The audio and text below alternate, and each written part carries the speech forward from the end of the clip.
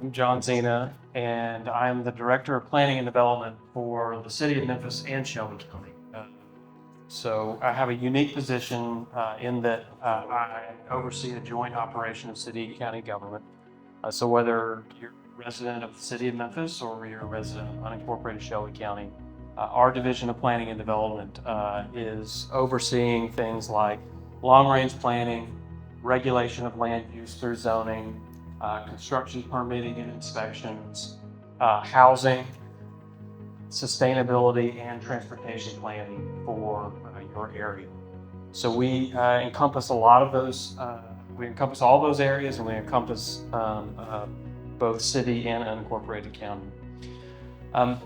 This is a good time too for us to be talking about planning for the future of our communities. And the reason why I say it's a good time is there's obviously development and change and growth that's happening every day in communities all over our county, and particularly here in District 12. But what we've seen in really the last year or so is that the rate of new investment, new growth has actually slowed a good bit based on the interest rates going up nationwide. And so in terms of permitting trends, we've seen fewer permits, particularly over the last year. But what we know is that there's a lot, Commissioner Sugarmon used the term, in the pipeline. There's a lot of different projects that are still being considered, being planned, and speculation that would impact our communities. But it's a good time for community residents to come together to think about what it is that you want to see going forward, because there's a few ways that we can impact that. When it comes to the individual project level, we need to be able to understand what the values of the community are.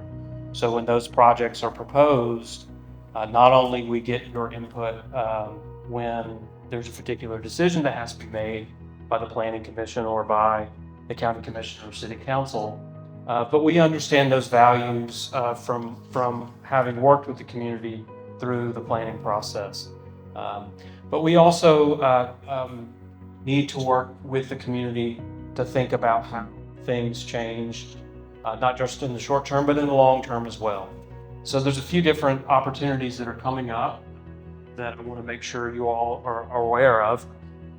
First of all, the city's comprehensive plan is coming up on 5 years of having been adopted.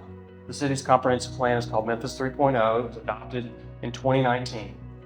And so we are going to be conducting a 5-year update to that plan, in which we're going to go and meet with communities all over the city of Memphis, again, just as we did 5 years ago, to get input into some pretty important issues of future land use regulations like zoning that help to ensure that the development investment that we're seeing is consistent with the plan.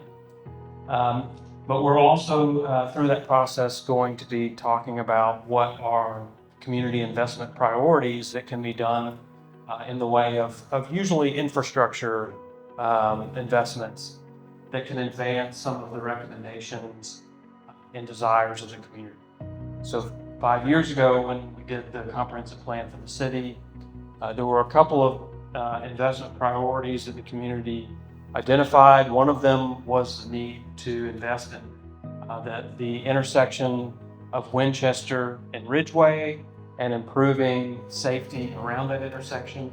And that's actually become a project that now the city will be initiating in June to start intersection improvements at Winchester and Ridgeway to improve that intersection for all users, motorists, but also pedestrians. That obviously is an important connection for a lot of school children in that area.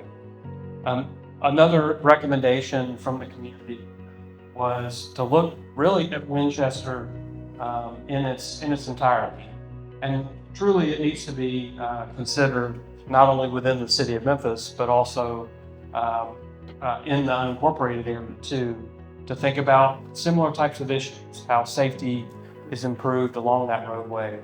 And I was just sharing with Commissioner Sugarmon that we have identified some funding through the Tennessee Department of Transportation to begin a study later this year on that. So there's a lot of different ways that the community can plug in to with our office, with the planning that we're doing for this area and for the city and county to help cast the vision for the area.